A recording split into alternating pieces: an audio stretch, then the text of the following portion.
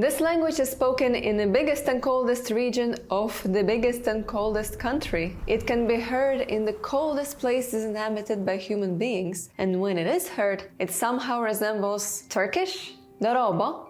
My name is Julie, and welcome to the Yakut language.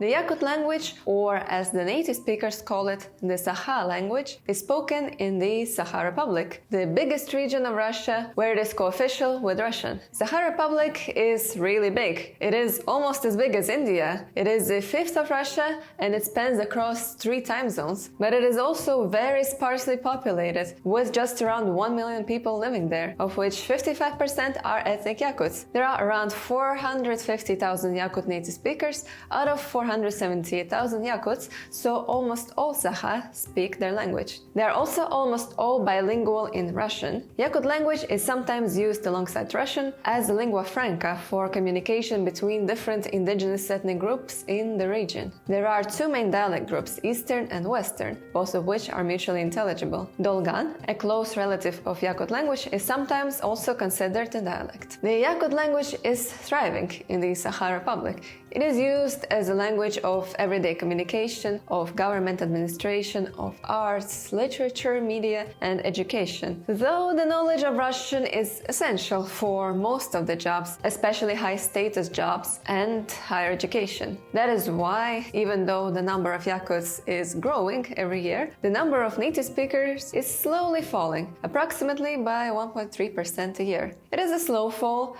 that still can be reversed, but it shows a trend. Now let's see what kind of trends brought the Sakha people where they are.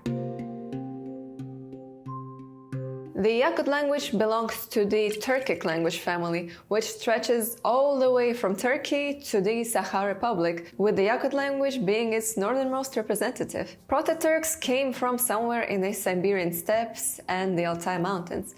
The first Turkic state was probably the Sunnu Empire, established in 209 BC, which terrorized ancient China, who even built the Great Wall to defend themselves. Too bad nobody told them that the nomads on horses can easily go around the wall. When the Sunnu Empire fell, these tribes migrated west, very far west, until they reached the Roman Empire, where they became known as the Huns. So they got to terrorize another great ancient empire on the opposite end of the continent. The next big page in the history of the Turks starts with the Göktürk Khaganate in the 5th century, which marked the start of the spread of the most of the modern Turkic languages. The Sakha language was the first one to have split from this common Turkic tree. The Chuvash language is the only one who split a little bit before that. The split could have happened as early as the 5th century AD. Some researchers place the split even earlier, around the 3rd or even the 1st century AD. And sometimes even the fact that Yakut is part of common Turkic is not accepted by everyone. What is accepted by everyone, though, is that it is not easy to find learning resources for languages that are not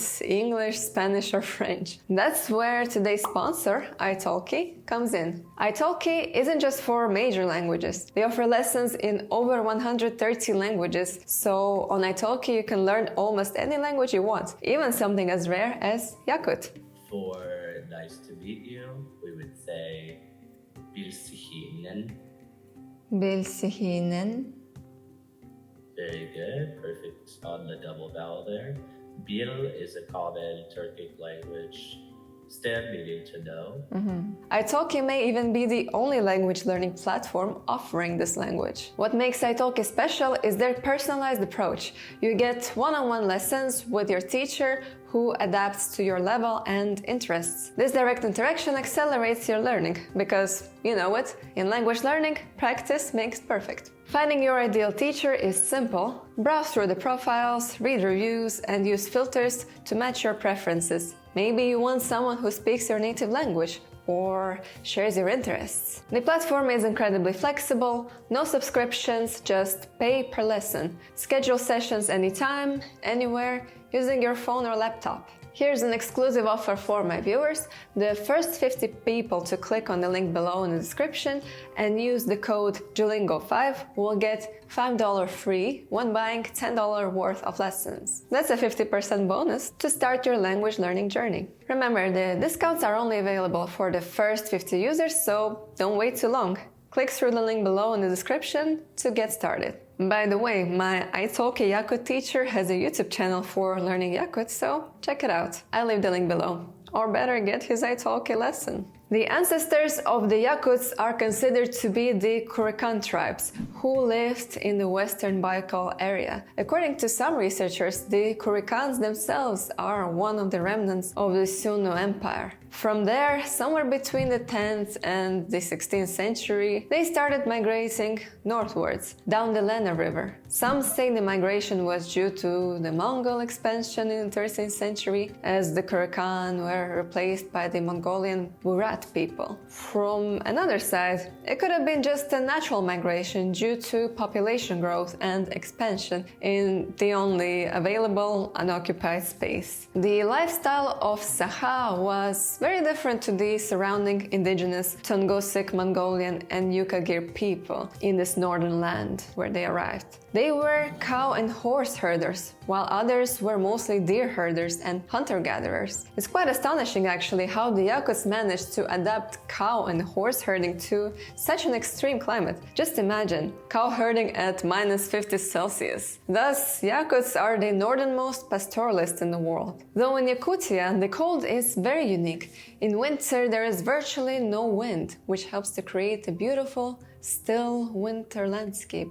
And more importantly, it makes it easier to support the extreme cold. The ancestors of the Sakha were traveling down the rivers until they would find an appropriate land for their pastures. So they almost didn't get into conflict with the local hunter-gatherers who preferred to inhabit the forested area. Since the Yakut language has split from other Turkic languages at least 1,600 years ago, the Sakha language is not mutually intelligible with other Turkic languages, even though it is undoubtedly Turkic. Just look at the numerals. At the same time, Sakha was heavily influenced by Mongolian and Tungusic languages. In addition, contrary to most Turkic people, the Yakuts didn't get influenced by Islam. They still follow their traditional beliefs, which stem from the ancient Turkic Tengrism, with the elements like the division of the world into 3 parts: low inhabited by demons, middle inhabited by humans and spirits, and high inhabited by deities, all of them connected by the world tree.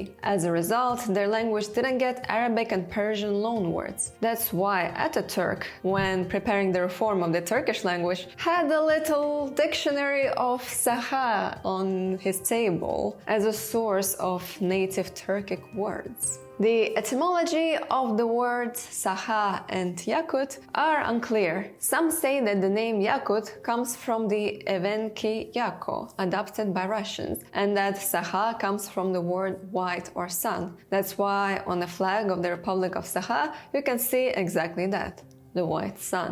Others say that the Evenki word Yako comes from an old pronunciation of the word Sakha, and there are thousands more possible etymologies, as similar sounding words can be found in almost any surrounding language. Of course, being part of Russia, the main source of loanword in the modern Yakut language is of course Russian. In some contexts, the number of loanwords can reach 40%, though the loanwords are transformed according to Yakut pronunciation rules, so they become sometimes quite unrecognizable. Let's explore these pronunciation rules in detail.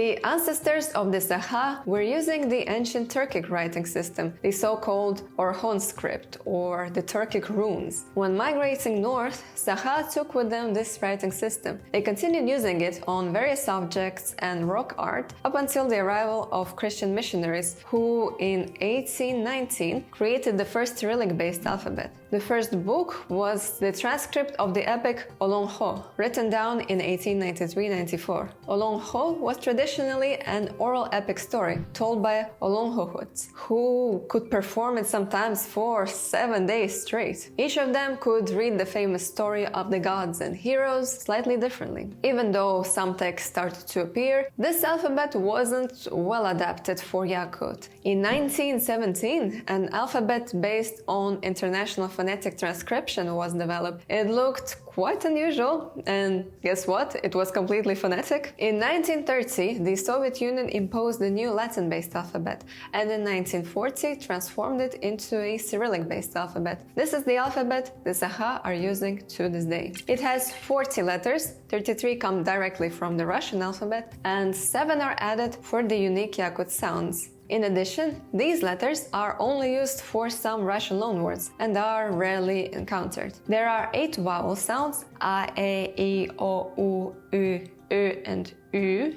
All of them can also be long, and vowel length changes meaning. For example, at and at, horse and name. In addition to these 16 vowel sounds, long and short, there are also 4 diphthongs, ya, wo, ie, and ü. So 20 vowel sounds in total. The stress falls on the last syllable. Consonants are mostly straightforward, and if you know how to read Cyrillic, you can read most of them. This is h as in aha, this is ng as in unga, this is ny as in nirei. There is also consonant reduplication, which changes the meaning, like in oton, but versus oton, very. Yakut loves to avoid most consonant clusters, so when it adapts Russian words, which, as you could imagine, are full of consonant clusters, it needs to add quite a bit of vowels and also replace sounds not natural for Yakut. Like this, государство becomes сударыстыба, пятница becomes бейтинсе, and праздник becomes быраhanнык.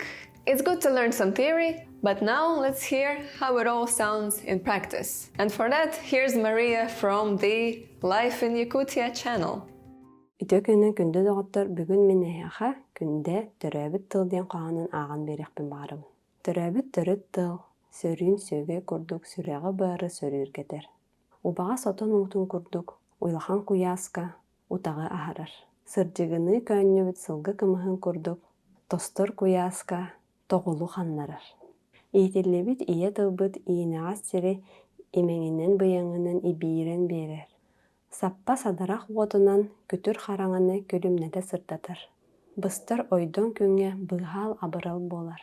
Өлер сүтер күнге өрөһүлтө болар.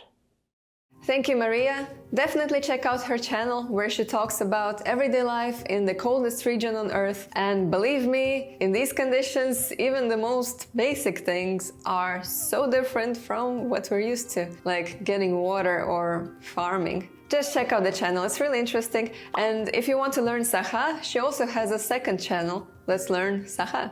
And while you're at it, subscribe to my channel too. Every month I cover new amazing languages. If you want to pick the next language, then check out my Patreon, and thank you to my top tier patrons for picking Sakha. As any Turkic language, Sakha is an agglutinative language. You can build whole phrases by just piling up suffixes. It works like this. Mas, wood. Masta, to chop wood. Mastas, to chop wood with someone. Mastaspit, he was chopping wood with him/them. Mastaspittari, they were chopping wood with him or them. You can go like this almost endlessly, and you can easily end up with a truly humongous word. But you cannot just simply throw in whatever suffixes you want. No, it's not that simple. In Sakha, these suffixes must follow vowel harmony rules. In a word, all vowels must be only back, a, I, o, u, or only front, e, I, ö, ü. The suffixes also must combine well with the preceding consonant. So, as a result, there are 16 variants of the plural suffix lar. The Yakut language features 8 cases, and case suffixes differ by vowel harmony, of course, but also by number and by possession. Nouns with possessive suffixes will have slightly different case forms.